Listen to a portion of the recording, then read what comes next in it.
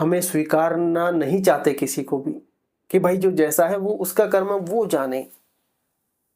हम क्या कर सकते हैं वो हम कर ही रहे हैं, या फिर वो हमारे द्वारा हो ही रहा है।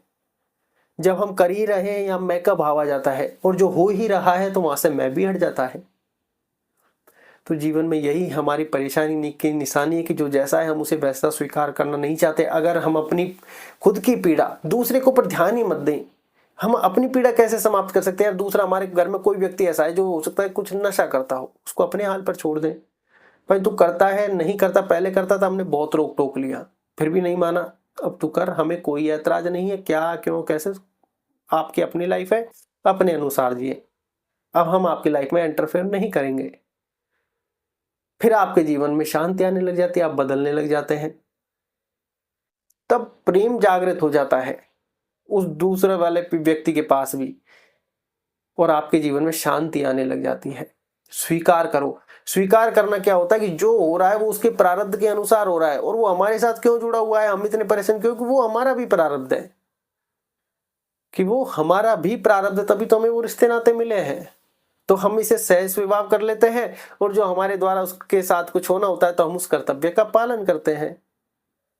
कर्तव्य का पालन करने में कोई गिल्ट नहीं है कि हम इसके लिए क्यों करें क्या करें, क्योंकि प्रकृति ने तुम्हें उसके भाग्य का दिया होगा, तभी वो ले रहा होगा। इसलिए हर समय अपने आप को सरल स्वभाव में रखें, निर्मल कोमल मन करुणा में रखें, क्योंकि उसके भाग्य का आपके पास आ रहा होगा और आपके द्वारा उसको दिया जा रहा होगा। इसलिए ये ना सोचे कि मैं इसके लिए क्यों करूं, क्योंकि हम तो कहीं मैं तो कहीं होता ही नहीं है, क्योंकि देने वाला उसका भाग्य का आपको रिश्ता दिया है तो उसके भाग्य का भी कहीं ना कहीं से दे रहा होगा। तो इसलिए हमेशा सरल स्वभाव रखें। और एक्सेप्टेंस जीवन में बहुत ज्यादा जरूरी है। मान लो आज हमें कहीं जाना है और हम नहीं जा पाए, तो कोई बात नहीं, जैसे ईश्वर की इच्छा।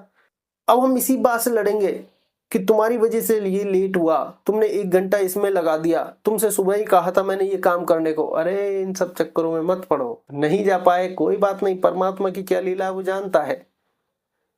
यहीं से आपके जीवन में शांति आने लग जाएगी इन विचारों से। जी हाँ दोस्तों, बुद्ध कहते हैं भविष्य का विरोध करना भी असंभव है, भविष्य जैसा आएगा वैसा ही आएगा, वो निश्चित हो चुका है। जीवन को मजबूर नहीं किया जा सकता है, वो हमारी इच्छा के अनुसार ढले।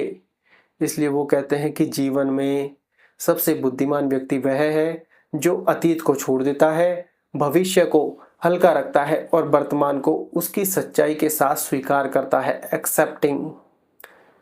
जी हाँ दोस्तों, अब सोचो, तुम हर रोज जिन लोगों से मिलते हो ज्यादातर उन पर भी तुम्हारी अपेक्षाएं होती हैं कि वो तुम्हें समझेंगे, तुम्हारी इज्जत करेंगे, तुम्हारी भावनाओं की कद्र करेंगे, हमारी अपेक्षा नहीं करें, कहे कि हमारी अपेक्षा नहीं, उपेक्षा नहीं करेंगे। और बुद्ध कहते हैं कि ये सब उपेक्षाएं मन की रचना है, वास्तविकता की नहीं है।